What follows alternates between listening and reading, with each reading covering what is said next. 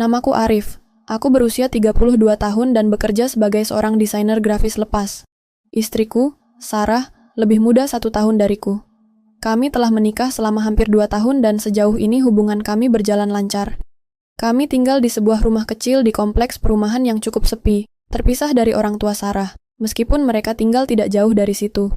Ayah mertuaku telah meninggal dunia sejak Sarah masih kecil, dan sejak itu ibunya, Ibu Marni, tinggal bersama adiknya, Dita, yang tak lain adalah adik perempuan Sarah. Sarah bekerja sebagai pegawai di sebuah kantor pemerintahan. Sementara itu, aku lebih banyak menghabiskan waktu bekerja dari rumah. Pekerjaanku sebagai desainer memang lebih fleksibel, sehingga aku bisa mengatur waktuku sesuka hati, seringnya bekerja di rumah, hanya keluar saat ada pertemuan atau klien yang datang. Suatu siang, saat aku tengah sibuk menyelesaikan proyek desain, terdengar suara pintu depan rumah terbuka, diikuti dengan suara televisi yang menyala. Aku sudah bisa menebak siapa yang datang. Itu pasti Dita. Dita sering sekali berkunjung ke rumah kami, hampir setiap minggu, dan biasanya ia masuk tanpa memberi salam terlebih dahulu. Dita memang sangat dekat denganku, meskipun aku hanya kakak ipar. Aku pun lantas keluar dari ruang kerjaku dan menuju ruang tamu, di mana Dita sudah duduk di depan televisi, dengan wajah yang terlihat murung. "Hei Dita, kenapa tampak begitu? Ada masalah lagi dengan ibu?" tanyaku, mendekati Dita yang sibuk mengganti saluran TV tanpa tujuan jelas. Dita hanya mengangguk pelan, wajahnya cemberut. "Iya, lagi-lagi masalah itu," jawabnya singkat. Aku tahu persis apa yang dimaksud Dita. Ia memang sering datang ke rumah kami setiap kali berselisih dengan Ibu Marni.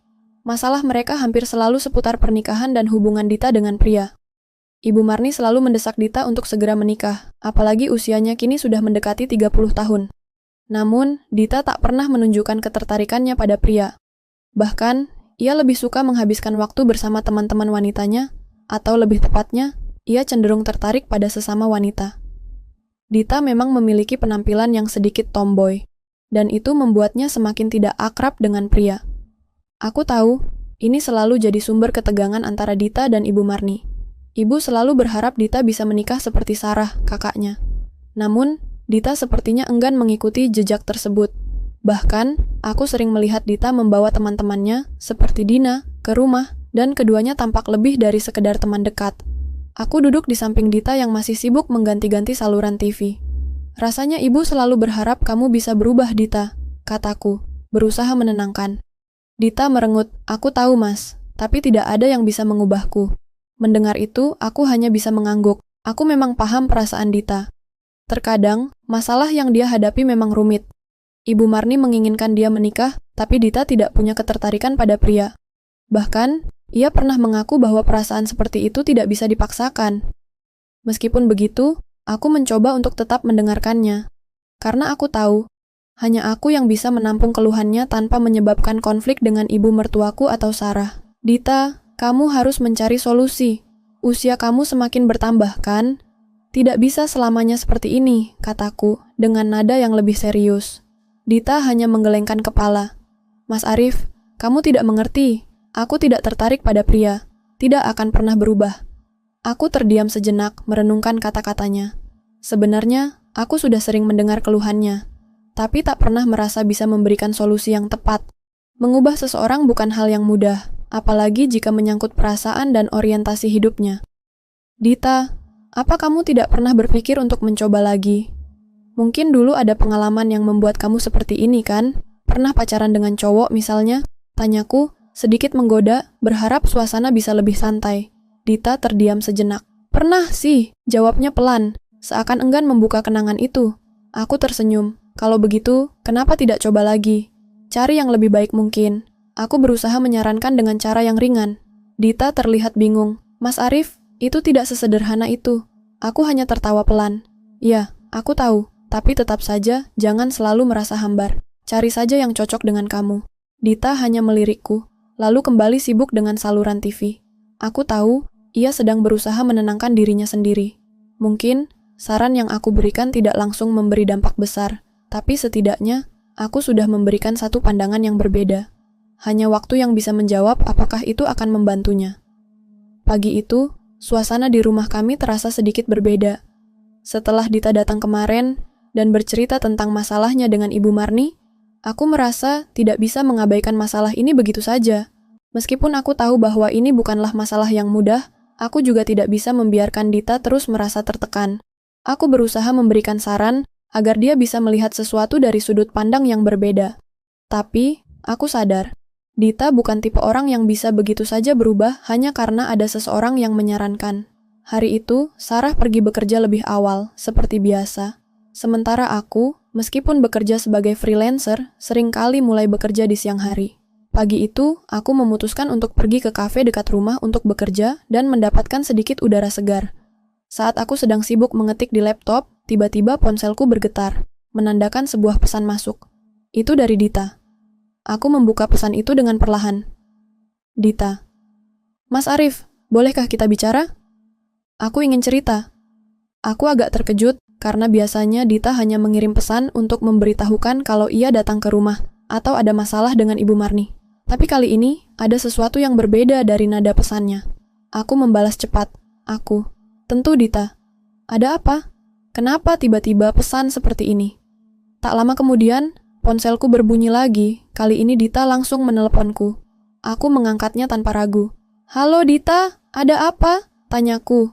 Dita terlihat ragu sejenak sebelum akhirnya menjawab, suaranya terdengar cemas. Mas Arif, aku butuh bicara sama kamu, serius? Aku merasa sesuatu yang berbeda dalam suaranya.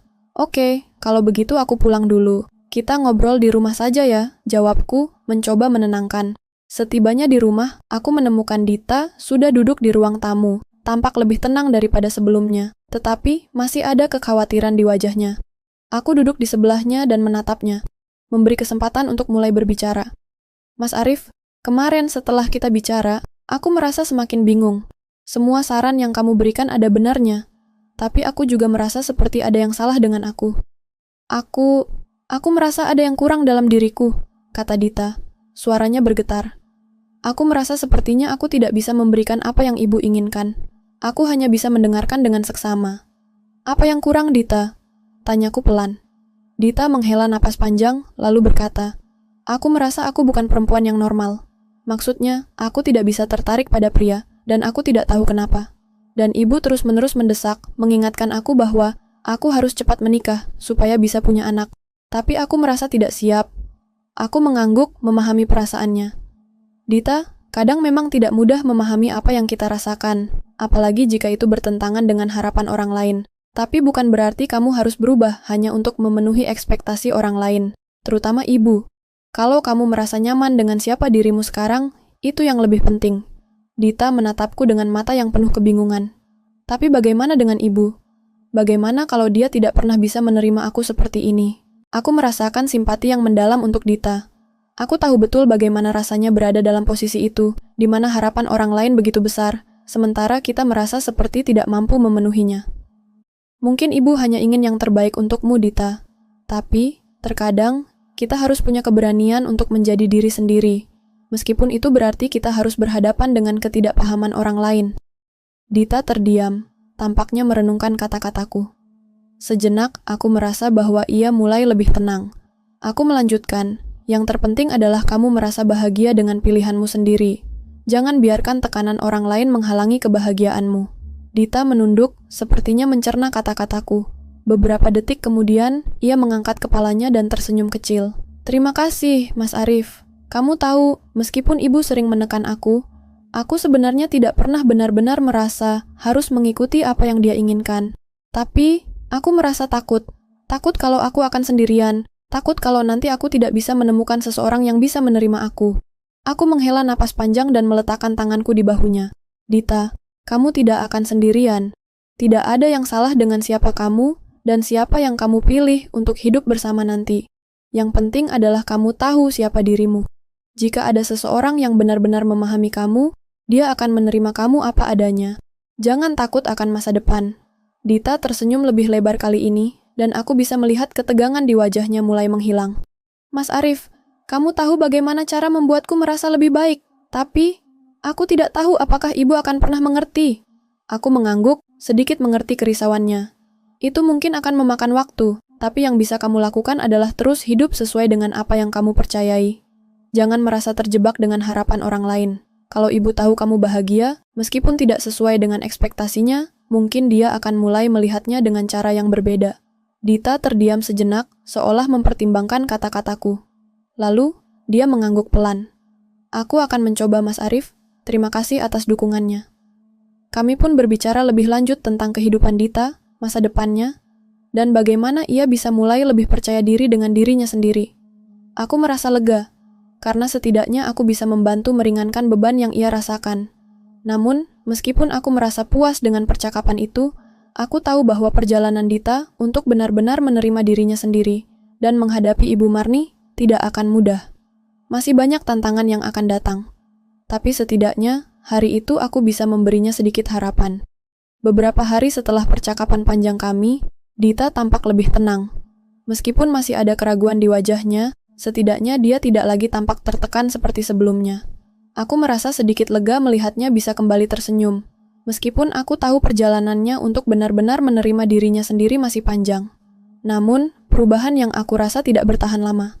Hari itu, Sarah sedang bekerja di kantor, dan aku baru saja selesai mengerjakan beberapa proyek desain. Aku sedang beristirahat ketika tiba-tiba aku menerima pesan WhatsApp dari Dita. Dita, Mas Arif, aku butuh kamu. Pesan singkat itu membuatku terkejut. Aku segera membalas. Ada apa Dita? Kok tiba-tiba? Dita tidak langsung membalas dan aku mulai merasa cemas. Tak lama kemudian ponselku berdering. Itu adalah panggilan dari Dita. Aku mengangkatnya dengan hati-hati. Dita, ada apa? Kenapa telepon? Tanyaku, mencoba menenangkan diri. Ada masalah besar, Mas Arif, jawab Dita dengan suara terisak. Aku tak tahu harus bagaimana. Aku langsung berdiri, merasa khawatir. Dita, tenang dulu. Kamu di mana? Aku datang sekarang juga. Di rumah, Mas. Ibu. Dia tahu semuanya, ujar Dita dengan suara terputus-putus. Aku tak bisa menanggungnya sendiri. Aku bisa merasakan kepanikan dalam suaranya. Tanpa berpikir panjang, aku segera mengambil jaket dan bergegas menuju rumah Dita. Pikiranku berkecamuk, mencoba menebak apa yang telah terjadi. Apa yang dimaksud dengan dia tahu semuanya? Apa yang Dita takutkan? Sesampainya di rumah Dita, aku mendapati pintu depan terbuka lebar. Begitu masuk, aku melihat Dita duduk di sofa, wajahnya pucat dan mata merah. Ibu Marni tampak berdiri di dekat pintu kamar, matanya menatap tajam ke arah Dita. Ketegangan jelas terasa di udara. Ada perasaan yang mencekam, seolah ada sesuatu yang akan pecah kapan saja. Aku mendekati Dita dan duduk di sampingnya, berusaha menenangkan. Dita, tenang dulu. Ceritakan padaku, apa yang sebenarnya terjadi? Tanyaku, dengan suara yang lembut. Dita menatapku sejenak, lalu menghela napas panjang. Mas Arif, ibu tahu tentang hubungan aku dan Dina. Dia marah besar, Mas. Dia bilang aku harus memilih antara keluarga atau mengikuti jalan yang aku pilih. Aku bisa merasakan betapa berat beban yang sedang dipikul oleh Dita. Ibu Marni selalu menuntut agar Dita menikah dengan pria, sesuai dengan harapan tradisional yang selama ini ada. Tapi Dita, yang tak bisa mengubah dirinya, harus menghadapi kenyataan bahwa Ibu Marni tidak bisa menerima siapa dirinya. Ibu Marni berjalan ke arah kami, suaranya dingin dan penuh amarah.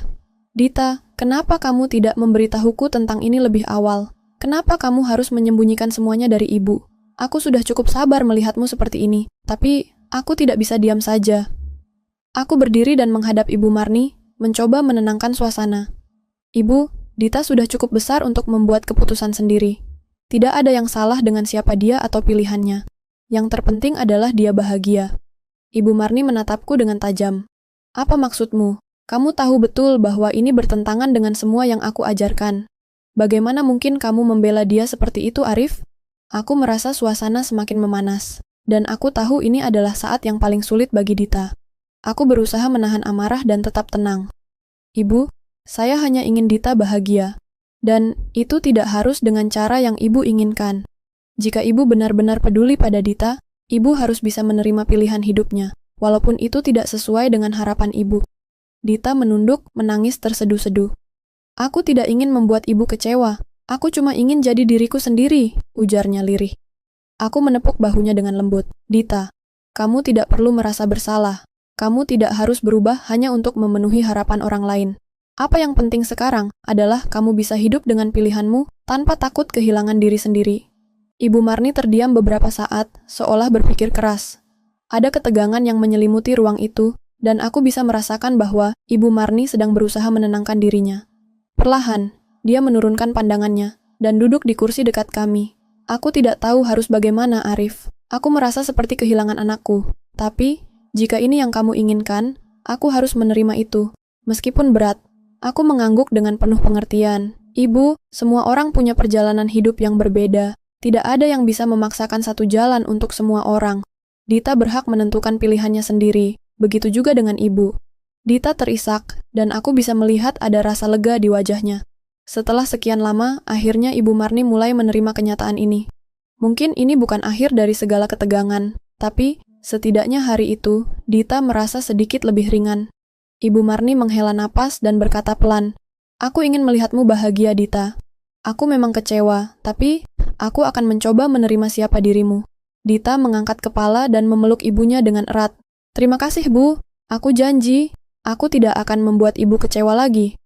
Aku hanya berdiri di samping mereka, merasa lega. Mungkin perjalanan Dita untuk menerima dirinya sendiri dan mendapatkan penerimaan dari keluarganya tidak akan mudah. Tetapi, setidaknya hari itu, dia mulai merasa lebih diterima. Saat aku pulang, aku merasa sebuah beban berat terangkat. Aku tahu ini belum selesai sepenuhnya, tetapi setidaknya hari ini mereka telah mengambil langkah besar menuju saling pengertian.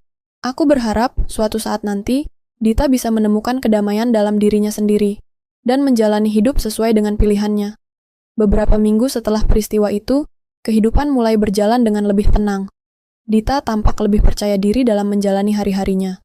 Dan meskipun masih ada ketegangan yang terpendam antara dia dan ibunya, ada kemajuan yang sangat berarti.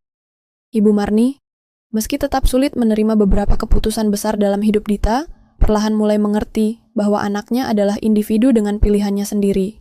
Kadang-kadang, dia akan datang ke rumah kami untuk berbicara, mungkin dengan sedikit canggung, tetapi itu adalah langkah maju. Dita juga semakin menunjukkan keberanian dalam diri, lebih terbuka dengan siapa dirinya. Tidak lagi menutupi hubungan dengan Dina, ia mulai mengenalkan Dina kepada teman-temannya, dan hal itu membuat hatinya lebih ringan. Dina, yang sempat merasa bingung dan takut akan reaksi orang tua Dita, juga ikut merasa lebih lega karena Dita tidak lagi menyembunyikan apa yang mereka miliki. Hari itu, aku sedang duduk di ruang tamu, memeriksa beberapa desain yang harus kuselesaikan. Sarah sedang mengerjakan tugasnya, dan suasana rumah terasa lebih santai dari biasanya. Tiba-tiba, pintu depan terbuka, dan Dita masuk dengan senyum yang lebar. Aku menatapnya, agak heran dengan ekspresinya yang penuh semangat. "Mas Arif, aku ingin mengucapkan terima kasih," ujar Dita dengan suara ceria, sambil duduk di kursi sebelahku. "Terima kasih? Kenapa?" tanyaku sambil tersenyum.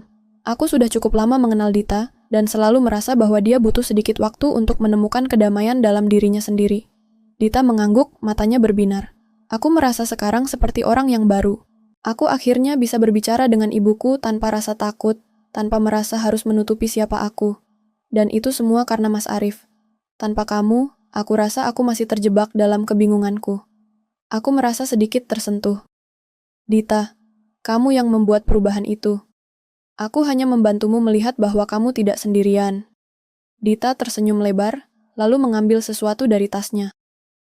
"Aku datang untuk memberi kabar baik," katanya dengan penuh semangat.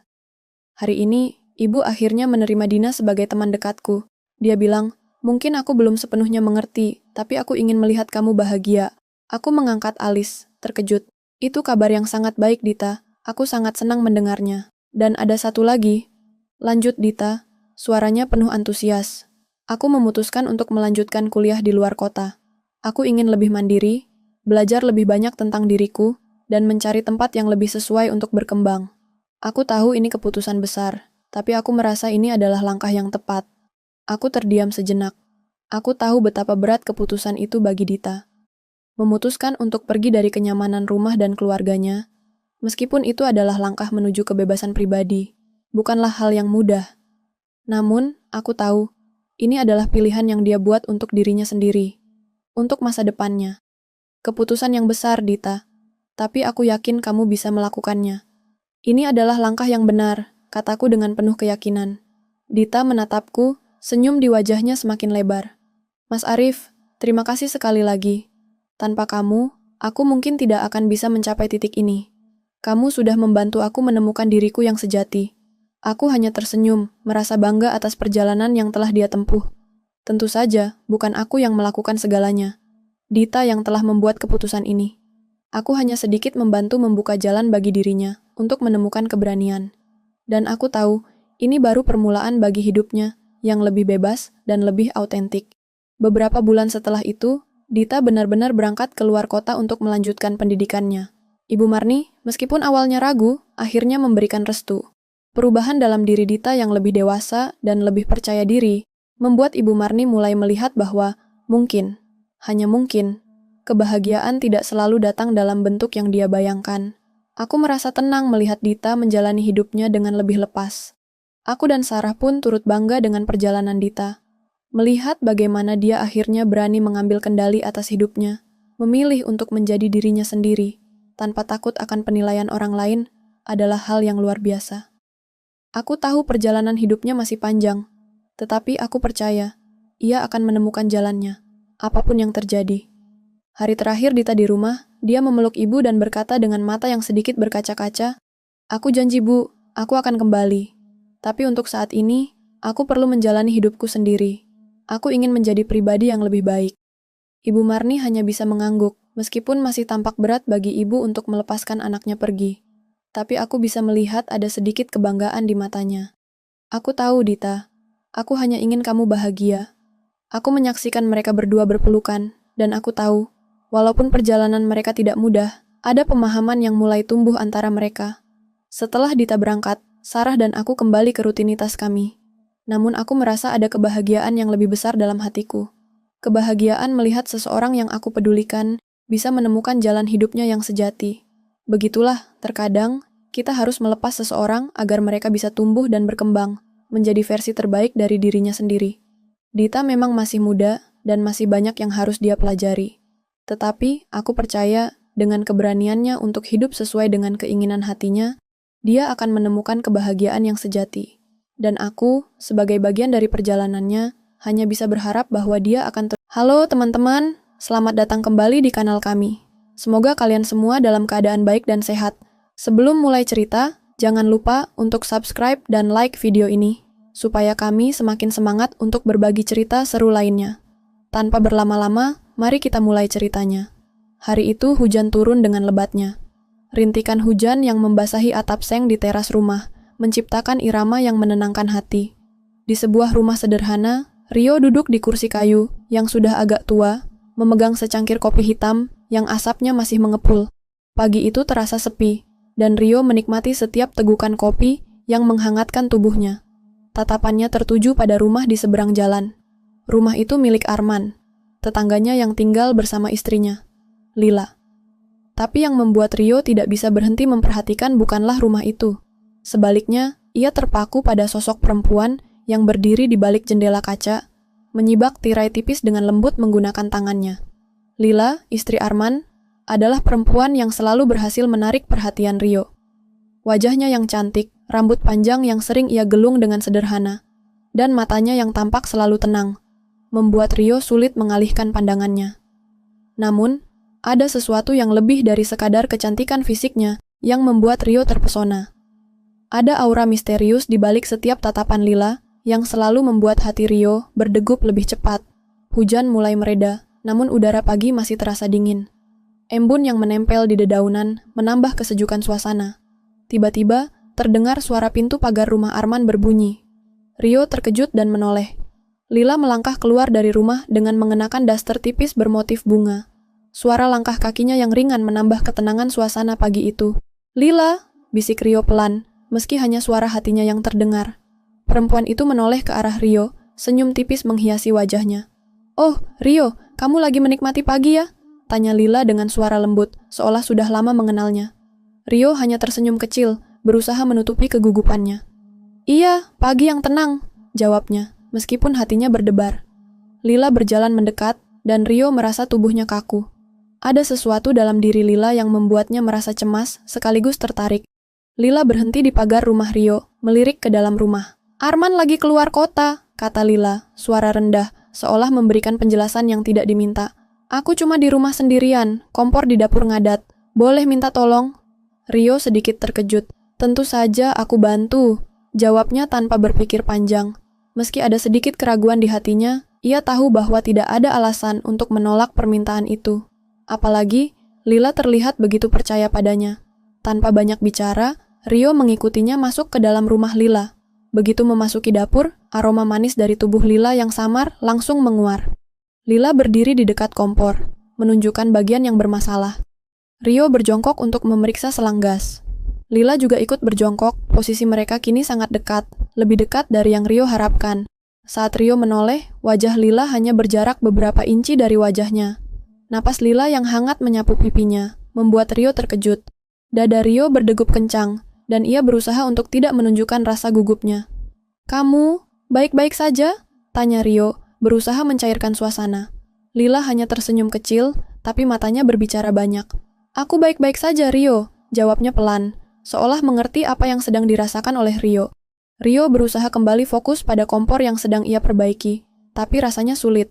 Setiap detik yang berlalu, semakin sulit untuk mengabaikan kehadiran Lila yang begitu dekat. Ia bisa merasakan ketegangan yang mengalir di antara mereka berdua, seperti ada sesuatu yang tak terucapkan. Ketika ia menoleh lagi, tatapan Lila semakin dalam, seolah menyembunyikan banyak perasaan yang belum diungkapkan. Lila kembali tersenyum, kali ini senyum yang berbeda, lebih misterius. "Rio, kamu sering sendirian di rumah?" tanya Lila. Suaranya begitu lembut namun penuh makna. Pertanyaan itu membuat Rio terdiam. Ia tidak tahu bagaimana harus menjawabnya. "Kadang..." "Iya," jawab Rio pelan, mencoba menyembunyikan kegelisahannya. Lila mengangguk pelan. "Aku juga sering sendirian. Arman kan sering pergi." Rio merasakan ada sesuatu yang mengganjal dalam kata-kata Lila. Ada kerinduan yang ia sembunyikan di balik kalimat sederhana itu, dan Rio merasakannya dengan sangat jelas. "Apa kamu nggak merasa kesepian?" tanya Lila, matanya menatap dalam ke arah Rio. Rio hanya bisa terdiam, merasa hatinya berdebar semakin kencang. Ada banyak hal yang tidak bisa ia ungkapkan, meski hatinya ingin sekali berbicara. Tapi, ada sesuatu yang menghentikannya. Sesuatu yang lebih besar dari sekadar kata-kata. Suasana dapur itu semakin terasa sesak. Rio berusaha kembali fokus pada kompor, memeriksa bagian yang bermasalah dengan cermat. Namun pikirannya terus melayang pada Lila, yang berdiri begitu dekat di sampingnya. Setiap detik yang berlalu membuatnya merasa lebih tegang. Lila, dengan aroma tubuhnya yang manis, dan kehangatan yang terpancar dari tubuhnya, berada begitu dekat, membuat Rio merasa seperti berada di ambang batas. Batas antara rasa ingin menghindar dan dorongan untuk mendekat. "Ada yang salah?" tanya Lila. Suaranya lembut, hampir seperti bisikan. Rio terdiam sejenak, mencoba menenangkan pikirannya yang kacau. "Enggak, ini hanya sedikit macet," jawabnya. Tangannya berusaha menyentuh bagian kompor yang rusak, meski hatinya lebih fokus pada Lila. Lila tersenyum tipis, dan Rio merasa ada sesuatu yang lain dalam senyumnya itu. Tidak seperti biasanya, senyum itu terasa penuh makna, seolah ada pesan yang tersembunyi. Tatapan mereka saling bertemu, dan Rio merasa seperti terjebak dalam pandangan mata Lila yang dalam. Saat itu, suara ketukan pintu tiba-tiba mengalihkan perhatian mereka berdua. Rio terkejut, dan tanpa sadar, tubuhnya sedikit menegang. Lila yang semula tampak tenang, kini sedikit terkejut. "Itu, Arman?" tanya Rio, meskipun ia sudah tahu jawabannya. Lila hanya mengangguk pelan, ekspresinya yang semula tenang berubah menjadi cemas. "Iya, dia baru saja pulang," jawab Lila dengan suara yang sedikit tertahan. Namun, sebelum Rio sempat bertanya lebih lanjut, Lila sudah berdiri dan melangkah cepat menuju ruang tamu. Rio hanya bisa terdiam di dapur, hatinya berdebar lebih cepat dari biasanya. Sesaat ia merasa seperti berada di antara dua dunia yang berbeda. Di satu sisi, ada Lila yang begitu dekat dan penuh daya tarik, dan di sisi lain ada Arman, suami Lila yang pulang lebih awal dari yang diharapkan. Rio menarik napas panjang, mencoba menenangkan pikirannya yang semakin kacau. Namun, bayangan Lila yang tadi begitu dekat di sampingnya masih menghantui. Ia merasa ada sesuatu yang belum selesai di antara mereka. Sesuatu yang sulit dijelaskan, namun terasa begitu nyata. Langkah kaki Arman terdengar semakin dekat, dan Rio menyadari bahwa dirinya tidak bisa lagi menghindar. Ia berdiri dan menatap sejenak ke arah jendela, mencoba menenangkan diri sebelum berhadapan dengan Arman. Beberapa detik kemudian, pintu dapur terbuka, dan Arman muncul dengan senyum lebar di wajahnya. "Rio, sudah lama ya nggak ngobrol bareng," sapa Arman dengan ramah. Rio memaksakan senyum, berusaha menjaga ketenangannya. "Iya, Arman, kerjaan banyak," jawabnya, meskipun hatinya masih dipenuhi dengan kegelisahan. Arman menepuk bahu Rio. Yuk, ikut gabung sama Lila di ruang tamu, kita nonton bola bareng. Ajak Arman dengan semangat. Rio hanya mengangguk, berusaha tidak menunjukkan perasaan canggung yang tiba-tiba muncul. Ia mengikuti Arman ke ruang tamu, di mana Lila sudah duduk di sofa, menyandarkan tubuhnya dengan santai. Lila tersenyum tipis saat melihat kedatangan Rio, tapi senyumnya kali ini berbeda. Seperti ada sesuatu yang tak terungkapkan di antara mereka. Rio duduk di sebelah Arman, namun pandangannya sesekali melirik ke arah Lila. Di balik senyum lembutnya, ia bisa merasakan ada ketegangan yang tersimpan. Meskipun Arman duduk di sebelahnya, Rio merasa seolah-olah ruang tamu itu semakin sempit. Kehadiran Lila yang begitu dekat, meskipun hanya dalam diam, terasa semakin membebani pikirannya. Siaran bola mulai berjalan, dan suasana ruangan menjadi lebih hidup dengan sorakan Arman setiap kali tim favoritnya mencetak gol. Rio berusaha ikut menikmati pertandingan, meskipun pikirannya terus melayang. Setiap kali Lila bergerak atau tertawa kecil, Rio merasakan adanya getaran yang mengalir dalam tubuhnya. Ia berusaha mengalihkan perhatian, mencoba untuk tidak terjebak dalam perasaan yang semakin mengganggu itu. Tiba-tiba, Arman berdiri. Aku mau ambil cemilan di dapur, tunggu sebentar ya, katanya sambil melangkah pergi.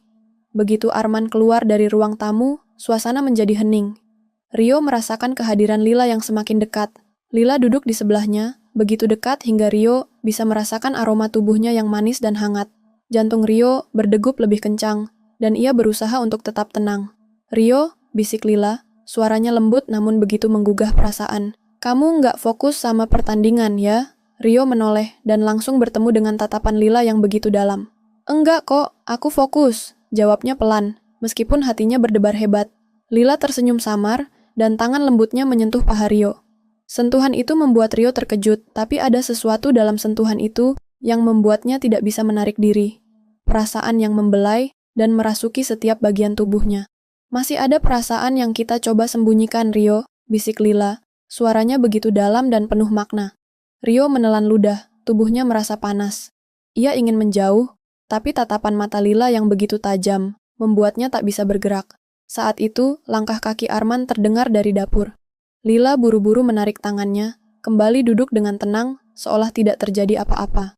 Rio menarik napas panjang, berusaha untuk menenangkan diri.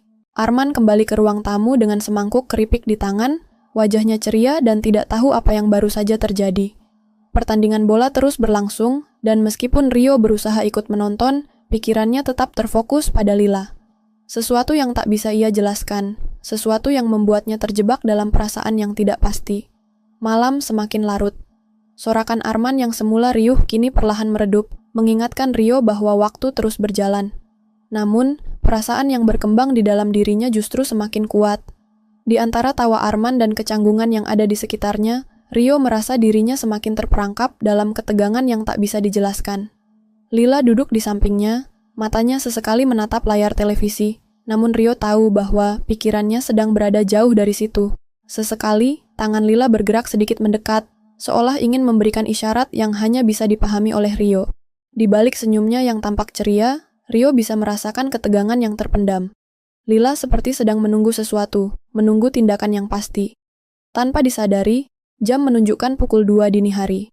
Dan Arman akhirnya memutuskan untuk tidur. Rio, kamu tinggal di sini aja ya. Lila, jaga Rio baik-baik, ya, kata Arman sambil melangkah menuju kamar tidur mereka. Rio tersenyum canggung, namun dalam hatinya, ia merasa terjebak dalam dilema yang semakin berat. Begitu Arman masuk kamar, suasana ruangan berubah menjadi sunyi. Lila beranjak dari tempat duduknya, dan melangkah pelan ke arah jendela. Rio mengikutinya dengan pandangan kosong, tak tahu harus berbuat apa.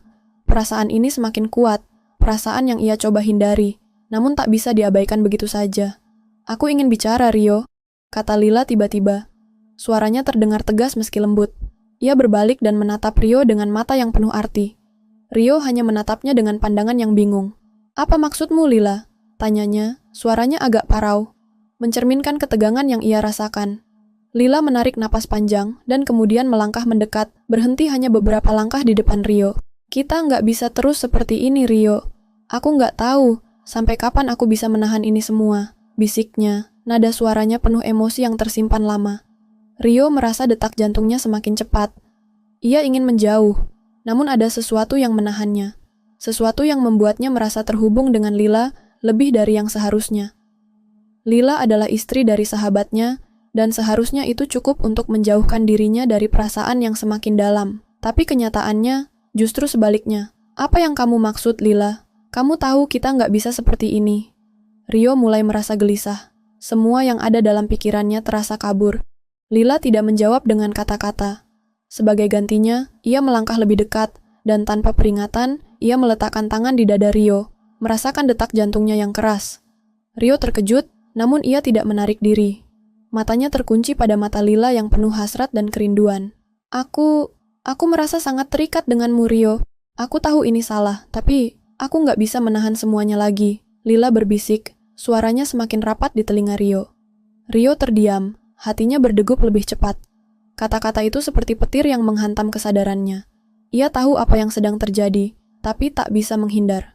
Hati dan pikirannya berperang. Lila? Rio mulai berbicara, namun kata-katanya tersangkut di tenggorokan. Ia tak tahu harus berkata apa. Perasaan yang telah lama ia simpan kini meledak, dan ia bisa merasakan betapa Lila begitu dekat, begitu nyata. Aku nggak bisa berhenti, Rio. Aku ingin ini terjadi, Lila berkata dengan tegas, dan dalam sekejap ia menarik wajah Rio untuk mendekat, mencium bibirnya dengan penuh gairah. Rio terkejut, namun ciuman itu tidak bisa ia hindari. Perasaan yang begitu lama terpendam kini meledak begitu saja. Tanpa sadar, ia membalas ciuman itu, dan keduanya terlarut dalam rasa yang tak terelakkan. Beberapa detik berlalu sebelum keduanya terpisah, bernafas berat, memandang satu sama lain dengan tatapan yang sulit diartikan. Apa yang kita lakukan, Lila? Tanya Rio, suaranya seperti tercekik oleh rasa bersalah yang datang begitu tiba-tiba. Lila menggigit bibirnya, menahan air mata yang hampir keluar. Aku nggak tahu, Rio, tapi aku nggak bisa berhenti berpikir tentang kita. Tentang kamu. Kedua hati mereka berdegup keras, dan meskipun ada keraguan yang mendalam, ada juga perasaan yang kuat mengikat mereka. Namun, Rio tahu bahwa keputusan yang mereka ambil malam ini akan mengubah segalanya. Ketegangan di antara mereka terasa semakin tajam, dan sebelum Rio bisa mengatakan sesuatu, suara langkah kaki Arman terdengar dari balik pintu kamar. Lila? Suara Arman memanggil, membuat keduanya terkejut. Rio menarik diri, dan Lila buru-buru berlari ke sisi lain ruangan. Wajahnya memerah, matanya terburu-buru mengalihkan pandangannya. Dengan napas yang berat dan jantung yang masih berdegup kencang, Rio kembali duduk di sofa, merasakan kepalanya seperti berputar. Ia tahu bahwa apa yang baru saja terjadi adalah awal dari perubahan besar, sebuah pilihan yang sulit yang tidak bisa mereka tarik kembali. Namun, dalam hatinya, ia merasakan perasaan yang begitu mendalam, yang begitu sulit untuk diabaikan. Arman akhirnya keluar dari kamar dan duduk kembali di samping Lila, yang mencoba menutupi kecemasannya dengan senyum. Namun, dalam ketegangan itu, Rio tahu bahwa malam ini telah mengubah semuanya. Antara dirinya, Lila, dan Arman, pagi itu datang dengan lambat. Cahaya matahari yang lembut menembus tirai kamar dan menyinari wajah Rio, yang terjaga sejak dini hari dengan perasaan yang masih penuh keraguan. Ia duduk di tepi tempat tidur, memandangi pemandangan luar jendela, yang tampak biasa saja, namun baginya rasanya seperti dunia yang berbeda.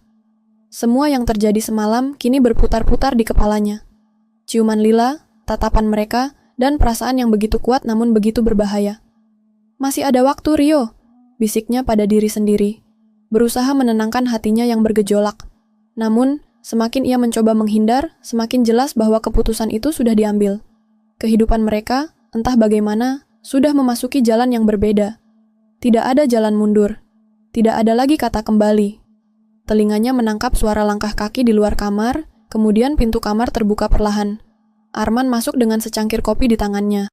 Wajahnya terlihat segar meskipun kelelahan, menandakan bahwa ia mungkin baru saja bangun. Namun ada yang berbeda di tatapan Arman.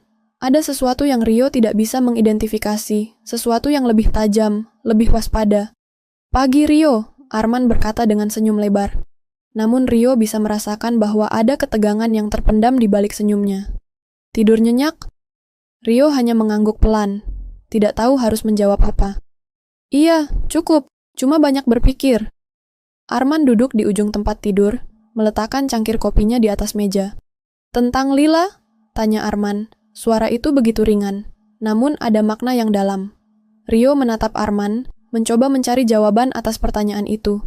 Tetapi, sejujurnya, ia tidak tahu harus berkata apa. Sesuatu dalam dirinya berontak, namun ia tidak bisa mengungkapkan semua yang ia rasakan. Tentang semuanya, jawabnya, matanya menatap keluar jendela.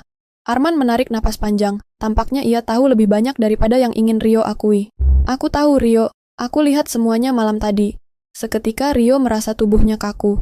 Apa maksudmu? Tanya Rio, suaranya sedikit bergetar, meskipun ia berusaha keras untuk tetap tenang. Arman tersenyum tipis, namun senyum itu terasa penuh keputusasaan. Aku tahu tentang kamu dan Lila, jawab Arman pelan, seolah kalimat itu sudah dipersiapkan sebelumnya. Aku lihat dari sikap kalian semalam, aku tahu apa yang terjadi di antara kalian berdua. Rio merasa jantungnya berdetak lebih cepat. Arman, aku tidak tahu harus bagaimana. Semua ini terlalu cepat dan rumit. Arman mengangkat tangan, menenangkan Rio. Tenang saja Rio, aku tidak marah. Aku hanya ingin kamu tahu bahwa apapun yang terjadi, kita harus jujur dengan satu sama lain. Rio merasa seperti ada beban yang terangkat dari dadanya. Untuk pertama kalinya sejak kejadian semalam, ia merasa sedikit lega. Aku takut, Arman. Aku takut ini akan menghancurkan semuanya. Arman menatapnya dengan tatapan penuh pengertian. Aku juga. Tapi kita semua punya keputusan yang harus diambil. Lila, dia tidak tahu harus berbuat apa, dan aku juga tidak tahu apa yang harus kuperbuat. Arman terdiam sejenak, seakan mengumpulkan kekuatan untuk berkata lebih lanjut. Tapi yang aku tahu, Rio, adalah bahwa ini bukan hanya tentang kita berdua. Ini tentang Lila, tentang perasaan yang sudah lama terpendam di dalam hatinya. Mendengar itu, Rio merasa hatinya semakin sesak. Lila tidak hanya terperangkap dalam kebingungan, tetapi juga dalam keputusan yang sangat sulit. Lila adalah istrinya, dan itu yang membuat semuanya semakin rumit. Jadi, apa yang kita lakukan sekarang? Tanya Rio. Suara itu penuh dengan keraguan. Arman menghela napas dalam-dalam. Kita harus bicara. Semua perasaan ini harus dibicarakan. Tidak ada yang bisa kita sembunyikan lagi. Kita harus jujur dengan Lila dan dengan diri kita sendiri. Rio mengangguk pelan. Ia tahu bahwa percakapan itu tidak akan mudah, tetapi itu adalah satu-satunya cara untuk menghadapinya. Tidak ada lagi jalan yang bisa dipilih selain kejujuran. Keputusan yang diambil semalam, meskipun begitu memusingkan, harus dihadapi dengan kedewasaan dan tanggung jawab. Setelah beberapa saat dalam keheningan, Rio berdiri dan menuju ruang tamu, tempat Lila duduk dengan wajah yang tampak gelisah. Begitu melihat Rio, Lila tersenyum tipis, namun Rio bisa melihat kelelahan di matanya. Lila sudah siap dengan percakapan yang akan mengubah segalanya. Rio, aku... Lila mulai berbicara, namun Rio mengangkat tangan, memberi isyarat agar ia diam sejenak. Lila, kita harus bicara. Semua yang terjadi semalam, aku tidak bisa mengabaikannya, kata Rio. Suaranya mantap meskipun hati kecilnya penuh kebimbangan. Lila menatap Rio dalam-dalam, seperti sedang mencari kepastian di mata Rio. Aku tahu Rio, aku juga tahu kita harus bicara tentang ini. Tapi, kita harus tahu apa yang kita inginkan. Ini bukan hanya tentang kita, ini tentang semua yang ada di sekitar kita. Rio merasa tubuhnya berat, namun ia tahu bahwa perasaan ini, entah bagaimana, harus diselesaikan. Ia menatap Lila, lalu Arman yang berdiri di belakang, menunggu dengan penuh harapan, agar semuanya bisa dipahami dengan cara yang benar. Semua ini akan mempengaruhi kita semua, kata Rio akhirnya. Tapi yang pasti, kita harus memilih jalan yang benar, untuk kita bertiga, bukan hanya untuk diri kita sendiri. Lila mengangguk, matanya basah. Aku siap untuk itu, Rio. Aku siap untuk menerima apapun yang terjadi. Dengan keputusan itu, mereka bertiga duduk bersama, memulai percakapan yang panjang dan penuh emosi, membicarakan perasaan, harapan, dan segala yang mungkin terjadi ke depan.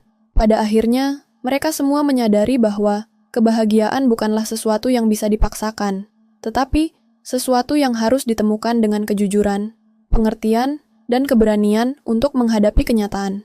Cerita ini berakhir dengan mereka yang saling mengerti, meskipun perjalanan yang penuh dengan keraguan dan ketegangan. Kejujuran adalah jalan yang harus mereka tempuh, meskipun itu sulit. Seiring berjalannya waktu, mereka akan menemukan bahwa kebahagiaan sejati datang dari keputusan yang diambil dengan hati yang tulus. Terima kasih telah mengikuti cerita ini hingga akhir. Semoga kisah ini memberi wawasan dan pemahaman tentang keputusan hidup yang penuh dengan konflik dan emosi yang saling bertabrakan.